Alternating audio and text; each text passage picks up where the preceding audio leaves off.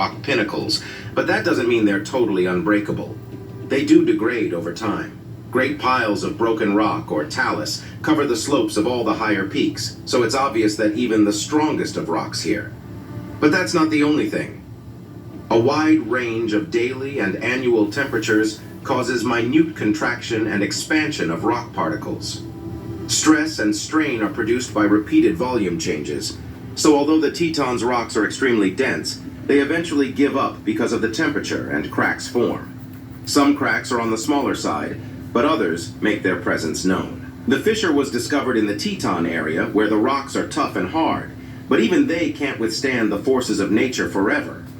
Water that seeps in along the surface of weakness freezes and expands, prying a slab of rock away from the mountain wall, one tiny step at a time.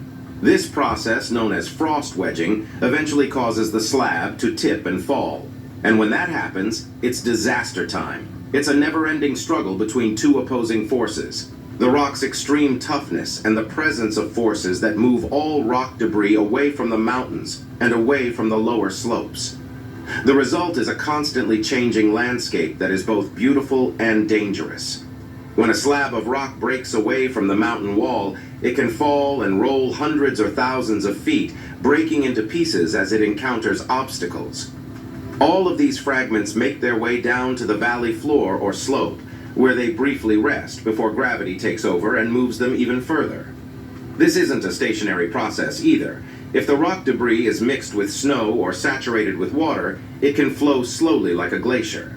In fact, there's one nearly a mile long in the valley north of Eagle's Rest Peak. Snow avalanches also play a role in gravitational transport, carrying loose rocks and debris down the mountainsides to the talus piles below. These avalanches leave visible scars down the slopes, exposing new rock surfaces to water and frost attacks. And let's not forget about the power of running water. It's another effective agent for transporting rock debris, aided by the devastating floods that can happen in the spring. All of this brings us back to the crack in the Teton area. Experts have discovered expanding cracks in the rock, and they're closely monitoring it for any signs of movement. This is especially important because Yellowstone is currently recharging. That means its magma chambers are filling up with molten rock from deep beneath the Earth's crust. Once these magma chambers are filled to the brim, the landform could erupt at any time.